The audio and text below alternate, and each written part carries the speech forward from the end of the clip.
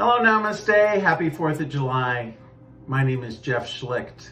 I live in Sedona, Arizona, and reaching out to you from there. Let us go and do our reading for today.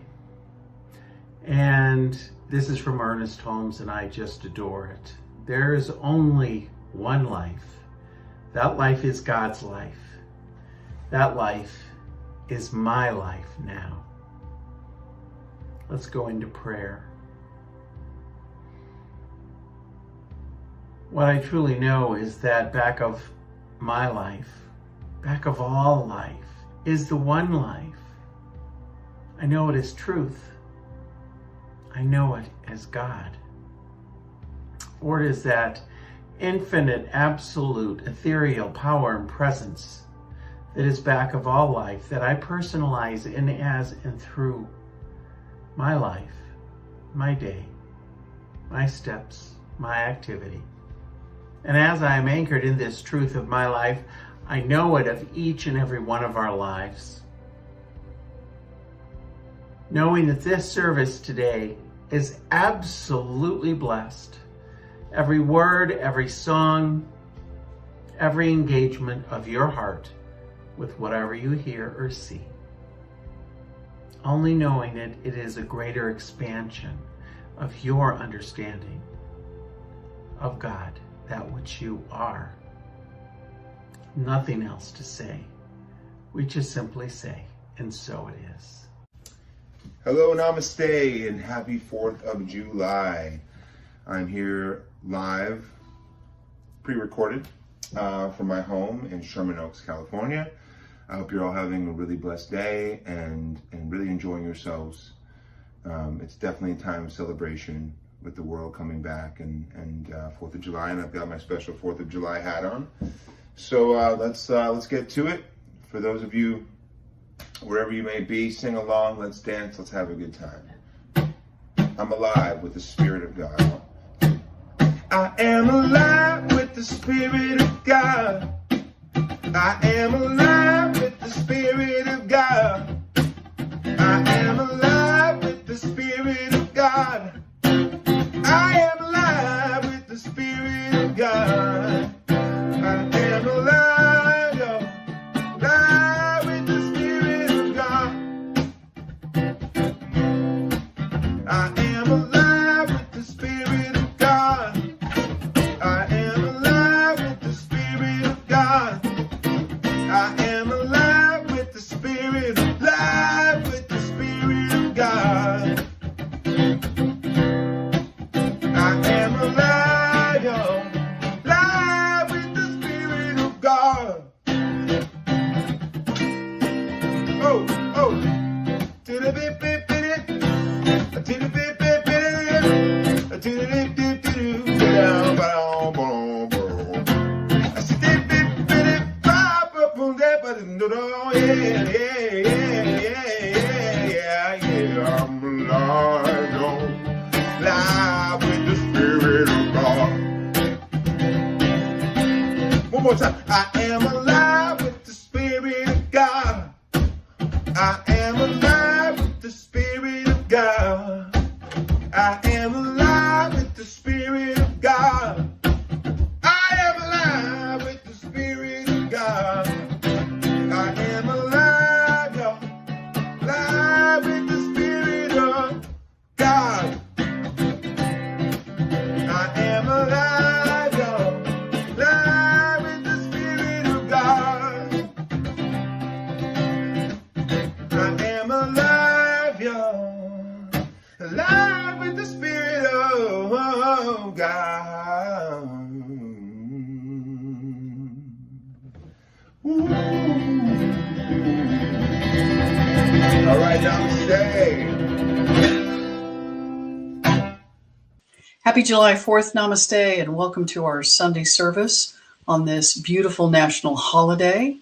And I'd like to go ahead and get us started with who we are.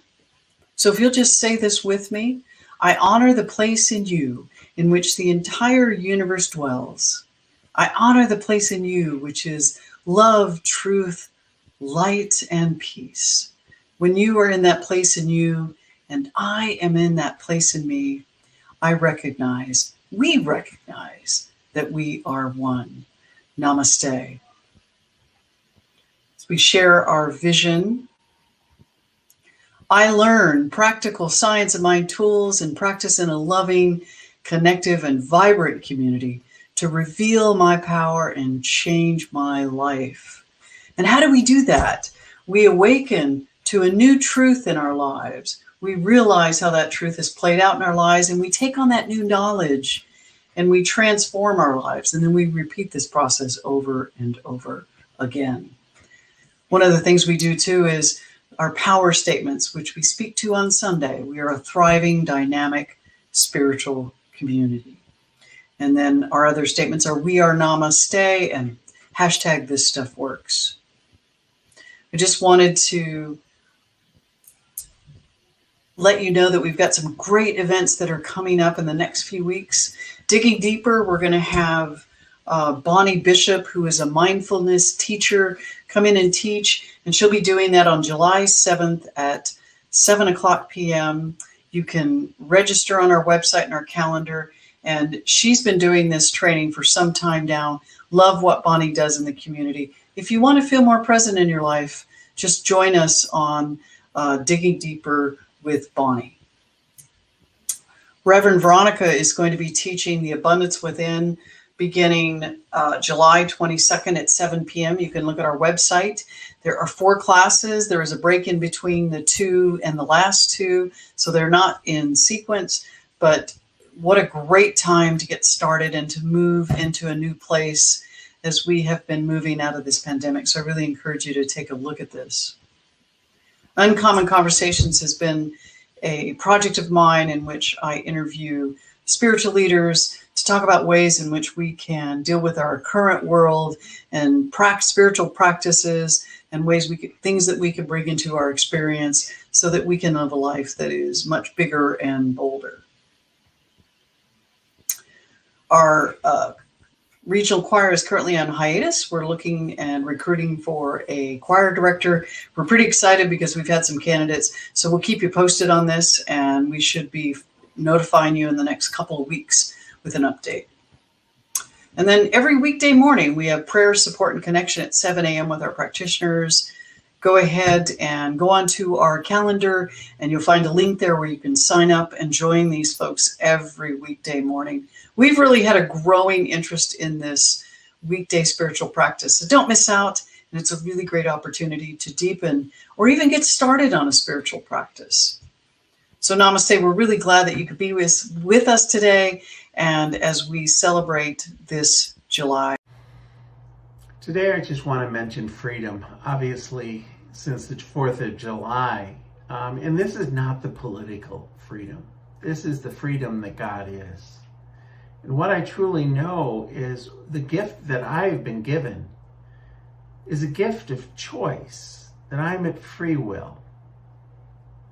And that God is not informed, but there is a principle that I know that is truth. And that truth is God.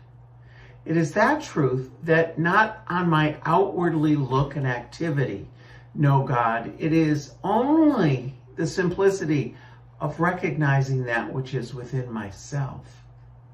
And then to the depth that I understand that truth, the freedom that God is, or any other word that I may call it, whether it be love or peace, power, intelligence.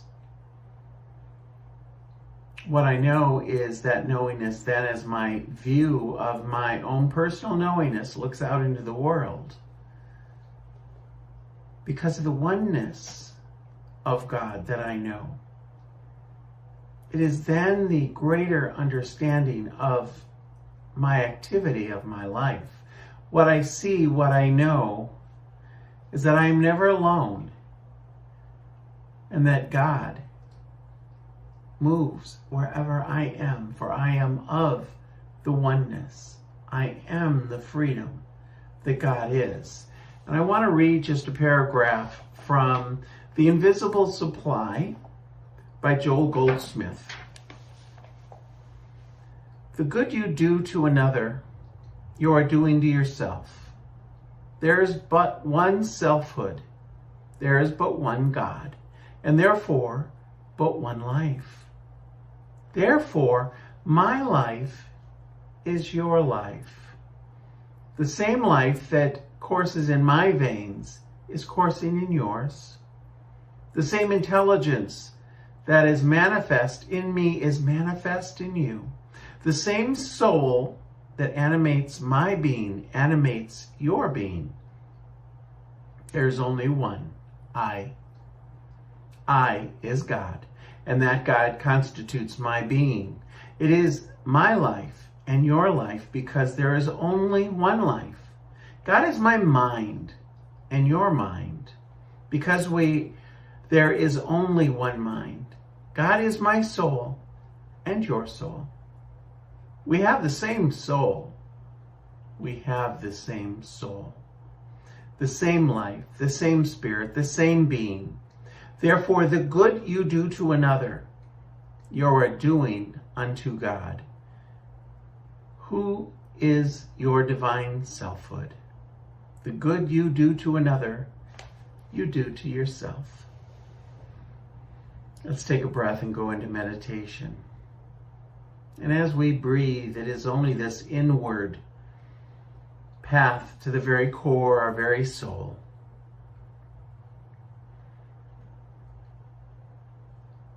For what I truly know, that God is no beginning, no ending. There is no separation.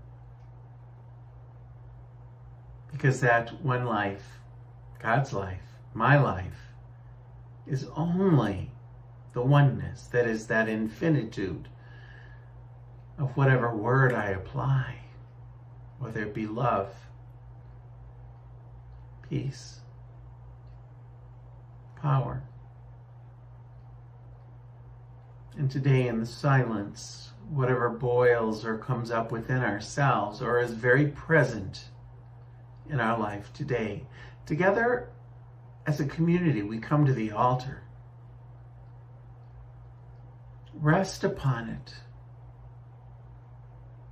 Whether it be worry, illness, fatigue by illness,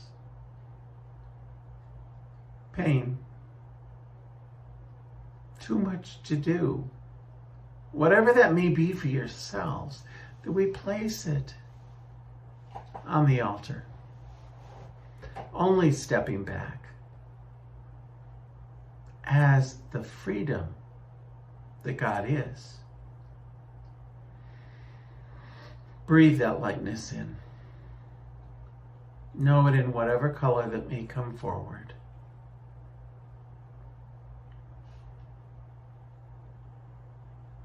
That whatever we put on the altar is a form of our activity, of our knowingness. And where we stand now is only that illumination of that Christ consciousness, that freedom that is God.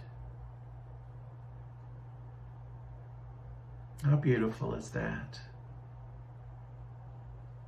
And with each and every breath, that can be a reminder, our breath can be a reminder of the freedom that God is, not taken for granted, but a knowing choice that I recognize God today.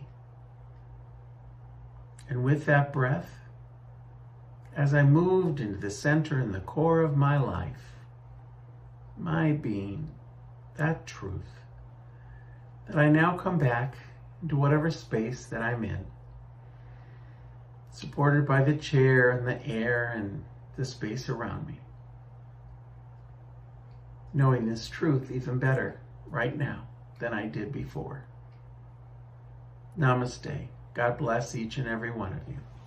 In honor of today, being the 4th of July, here is America the Beautiful.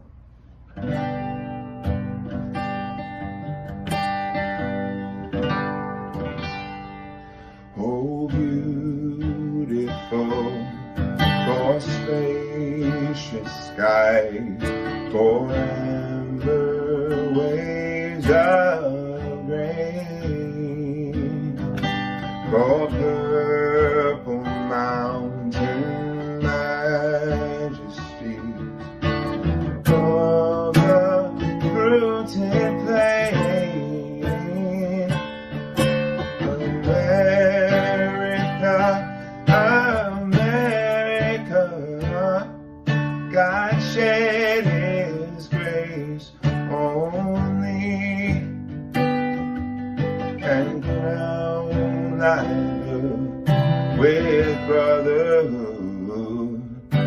sea to shining sea.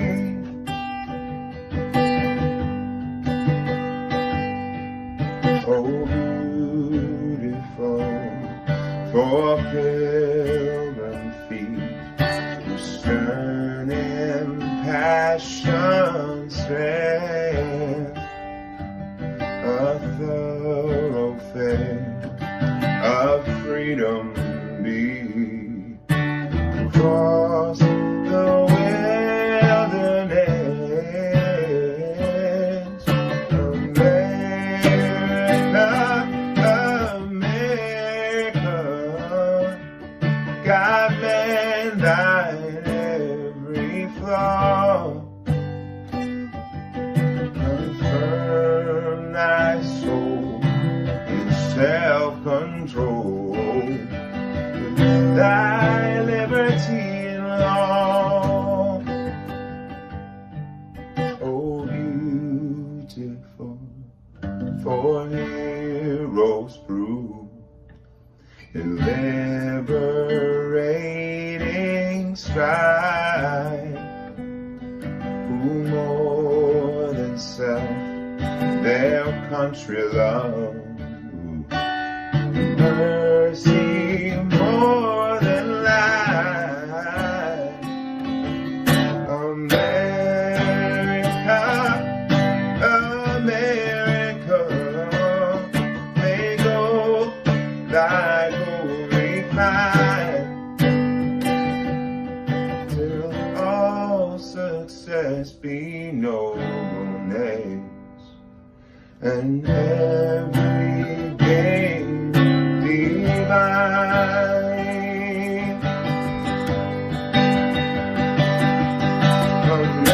America, America, God shed his grace on thee and crown thy good with brotherhood and sisterhood and everyhood, from sea to shining sea.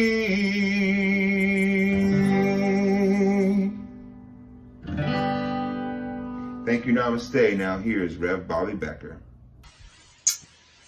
Hello. So today's talk, to which I'll be speaking to, is pulled by vision, and that we hold these truths as self-evident. July 4th marks an important milestone in the history of our nation, but also it's a milestone that has had great effect globally. And it's wonderful to have this experience with all of you with respect to what specifically today means to me. And I just wanted to share some thoughts around how significant this milestone is. First of all, I wanted to share the fact that today, what we do is we honor this divine truth and principle that all are equal. It was what our founding fathers spoke to as one of their major tenets in moving forward with independence from Great Britain. One of the key phrases that is very familiar to all of us, which is, we hold these truths to be self-evident, that all are created equal, that they are endowed by their Creator with certain inalienable rights, that among these are life, liberty, and the pursuit of happiness. Now, obviously, there's a word that I left out there, which was that all men are. And I put that all, and that's because as we've moved from that point of great significance, we've moved to a time in which that idea of it being only men has expanded to understand that there are many in this umbrella of what all might mean. The CSL Global Vision released a statement specific to today's topic, which is the act of conscious co-creation results in a world that is created through the collective us. Our actions are driven by clarity, courage, and conviction. And we particularly resonate with this and these aspects within our global vision. And let me just share with you a few statements of our global vision. We envision a world where personal responsibility joins with social conscience in every area of the political, the corporate, academic, and social sectors, providing sustainable structures to further the emerging global consciousness. We envision a world where each and every person has enough food, a home and a sense of belonging, a world of peace and of harmony, enfranchisement, and justice.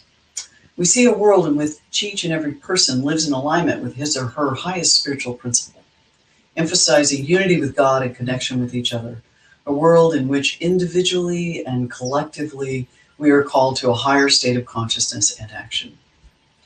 Ernest Holmes said that freedom then will come only to such a degree as we no longer do anything that hurts anyone.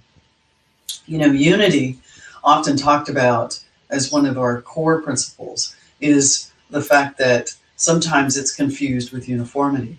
And Ernest Holmes specifically stated that unity is not uniformity, that it is oneness of purpose and the best and safe for the majority without losing sight of each individual member of the majority and each location of it. You know, as a country, we're bound by a common interest, a common purpose, and it's the exploration and practice of what freedom really means. July 4th is the celebration of the freedom of this and independence of this nation. And what seems to be within our DNA is this idea, this divine idea, this sense of urge, this pull of freedom for us, for all. One of my favorite leaders within our country, John Lewis, he said, never ever be afraid to make some noise and to get in good trouble, necessary trouble. He speaks an important point to the fact that the evolution of leaders in our country as derived from that original expression of what it means to be free. The model of leadership, or the evolution of leadership, has had some commonalities to which I've observed: courage, daring, confidence, and absolutely a stubborn devotion to an idea. Some of the things about our leaders that have truly modeled this in ways large and small: they fight, they disrupt, they take risks, they push boundaries to change the way we see the world or live in it. Some create new enterprises while others develop their groundbreaking ideas within an existing one. From within this model, there emerges game changers that appreciate that creating fundamental change, to which is happening all around us, is a process. It's a marathon. It's not a sprint, and they're comfortable operating at the edge of chaos and ambiguity. Those who become successful leaders today also must develop a sense of what we call psychological safety, and it's to those who follow them. They create an environment where people are safe to such a degree that they can express themselves. They also take risks, and safe to be who they really are, whether it's a business or a museum or a dance troupe, government, or even a high school newspaper. It qualifies, this quality gives people the freedom to connect and innovate. It's important that this idea of freedom is one of our inherent truths of who we believe ourselves to be in our nation, and truly what we espouse as being a global truth. Some of the folks that I have found in my own journey that have inspired me as a leader, and sort of some of the things that I'd like to model, include a few that I've kind of thought of as for this day and for this talk. Abigail Adams, who was the first lady, married to John Adams. She passionately supported independence at the time of the American Revolution. And she famously argued that it should be applied to women as well as men. And during the Second Continental Congress, as John Adams and his fellow delegates debated the question of formally declaring independence from Great Britain, Abigail wrote to her husband in some very famous letters that have been published. She wrote, "And by the way, in this new code of laws, which I suppose it will be necessary for you to make, I desire you to remember the ladies and be more generous and favorable to them than your ancestors. Remember, all men would be tyrants if they could. If particular attention is not paid to the ladies, we are determined to foment a rebellion and will not hold ourselves bound by any laws which we have no votes or representation. She was an ardent supporter of the feminist movement, the movement to include the rights for women to vote. Now, her husband responded, and somewhat jokingly, to her appeal, experiencing fear of the despotism of the petticoat. Abigail pushed back, making it clear that she was serious, that liberty from the British was to include the status of women in the future independence of this nation. Harriet Tubman, also an advocate for freedom, was an abolitionist and an Underground Railroad operator. She helped hundreds of African Americans escape enslavement.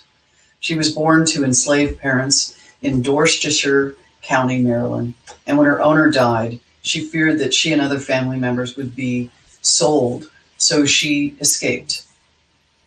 And she fled to Pennsylvania, where she allied with William Still of Pennsylvania, and she returned to the South at least 15 times to help more than 200 men and women and children escape. When the Civil War broke out, she became a leader in the war, where she assisted the Union Army.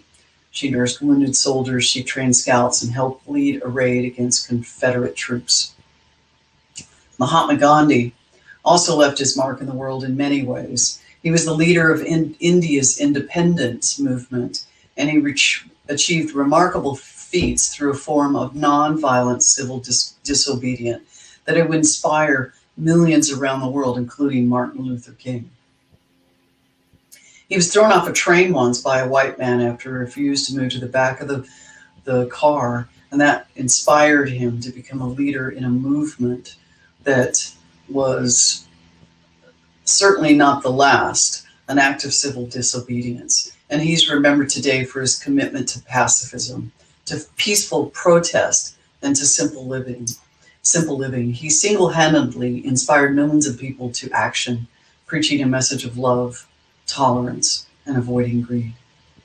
Albert Einstein, he rewrote the laws of nature for the betterment of community and humanity. And to this day, his work is still being used to guide physicists to new frontiers, helping us understand our significance at the grander scale. I find Albert's words and the gifts of what he shared to take us beyond just the individual right, but take us to the fact that we play in a much larger universe. He had an unrelenting work ethic that pushed him even on the day of his death, where he was reportedly working on a speech for TV. Albert Einstein was truly a remarkable one.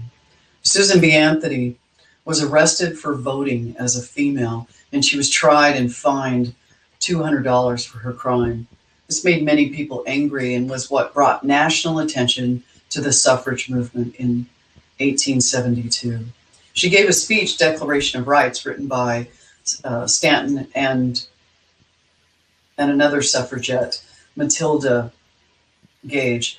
And she said, men, their rights and nothing more. Women, their rights and nothing less. She spent her life working for women's rights, and she helped to merge two of the largest suffragette movements. She was never able to vote legally, for it was 14 years after her death women were given the right to vote.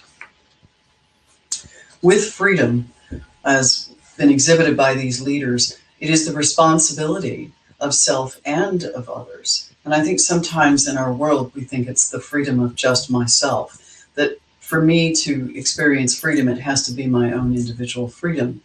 But what's interesting is even Ernest Holmes spoke to this freedom that includes both self and others. He said, man by thinking can bring into his experience whatever he desires. If he thinks correctly and becomes a living embodiment of his thoughts, this is not done by hiding thoughts, but by knowing the truth. Ernest Holmes spoke often about the fact that it is important for us to recognize that our freedom does not end with self, but it ends also, it just begins with the idea that the freedom of others is just as important as our own individual freedom. We are always in choice.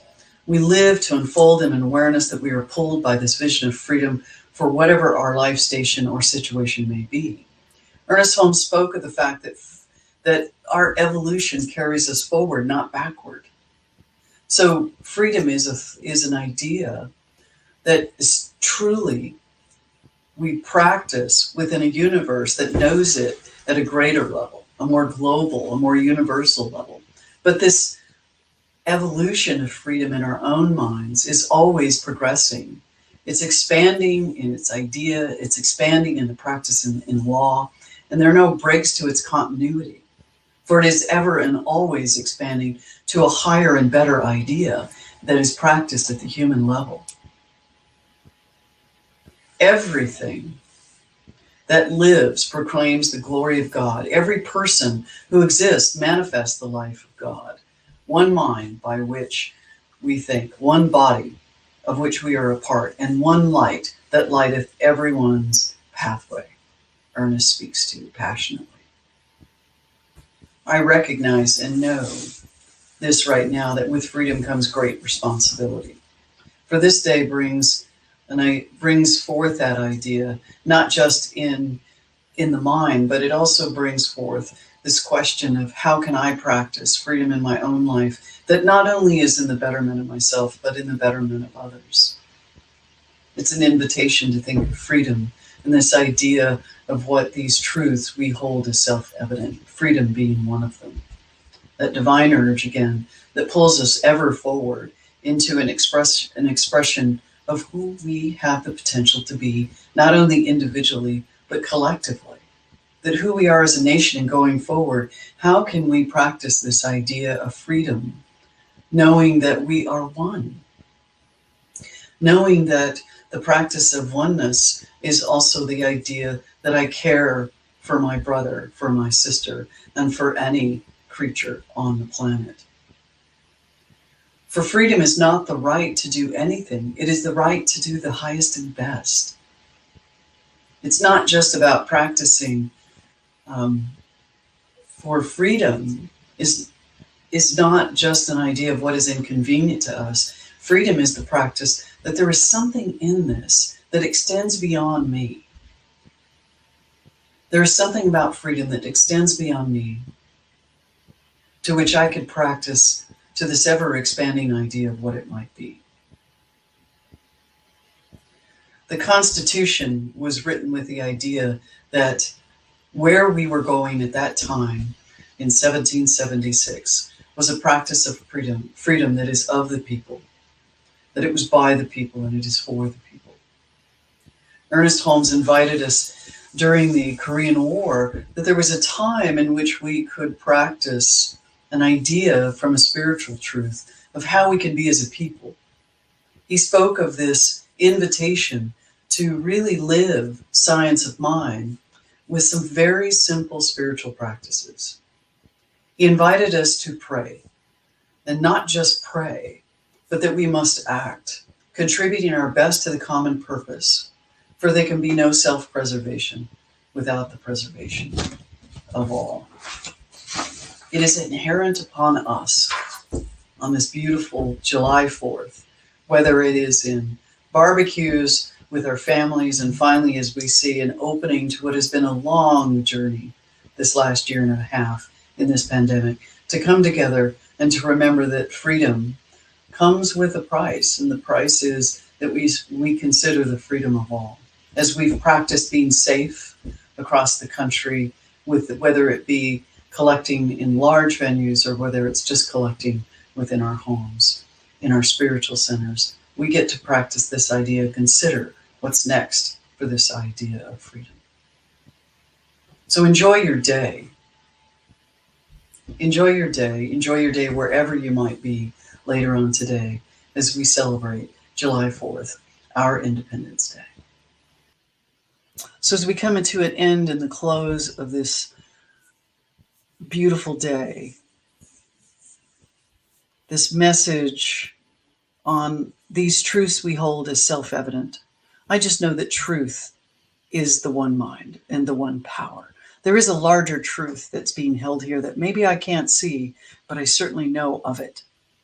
And even though I can't see it and can't necessarily understand it, I know it exists, and that there is something unfolding, evolving, and I'm part of it, and I'm one with it. So I know this, and as I know this, I hold this truth as what is unfolding in our country and in our planet, and knowing as today unfolds, there's peace, there is abundance, and there is grace for all. Knowing that we are all one. In gratitude, I hold this for this beautiful July 4th. I'm grateful to be here today with each and every person who is on this, and I bless each person who watches this video. So in gratitude, I just release this prayer, knowing it is all good and very good. And so it is. Amen. So namaste. Here we are at our conscious giving portion of the service, and I'm really grateful to get to be with you here tonight, just knowing that this gift that we give continues to expand and grow and contribute to the ever expansion of namaste.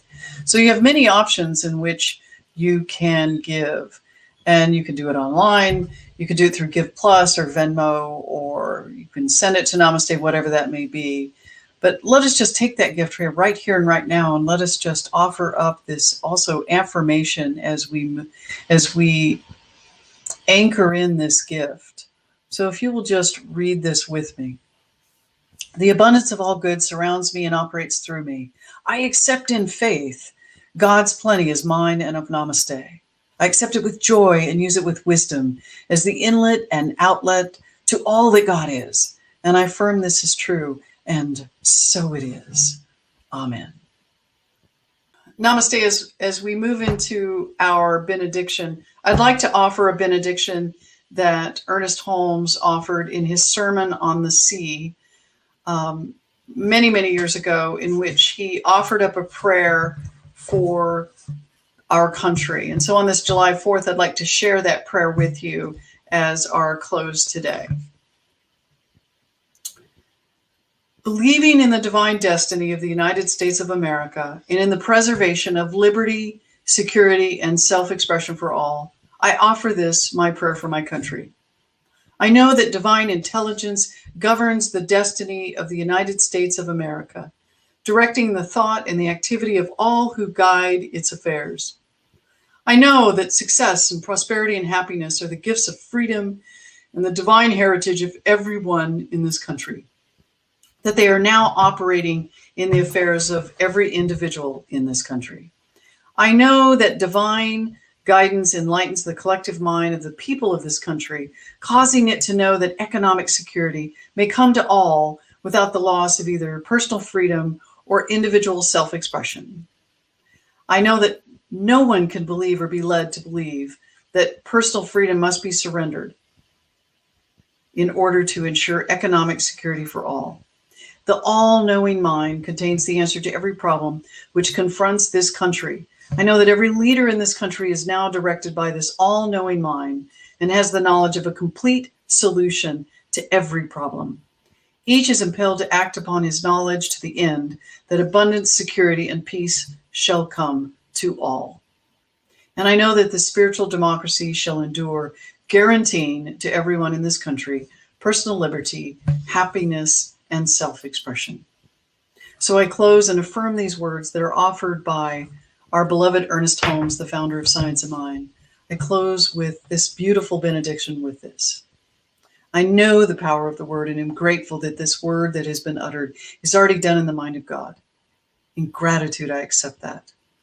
And I just release this prayer into the action of the law. And I release it. I let it go. I let it be. And so it is. Thank you so much, Namaste, for joining us today, making time throughout your day or checking this out after it's been recorded on Facebook. And just want to thank you for spending your time with us today. And let's sing this one out the Namaste way.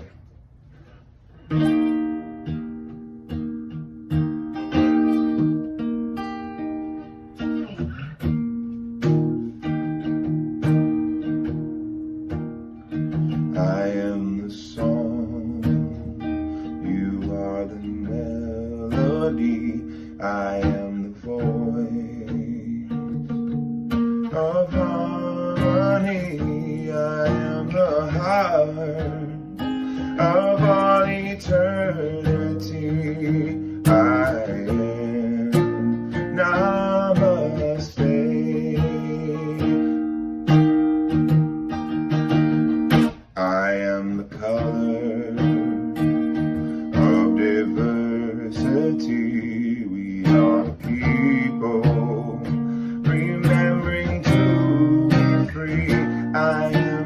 love of all eternity. I am Namaste. I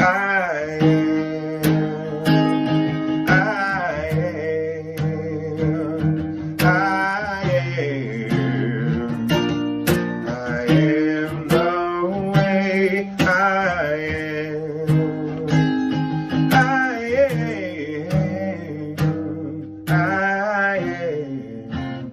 Namaste.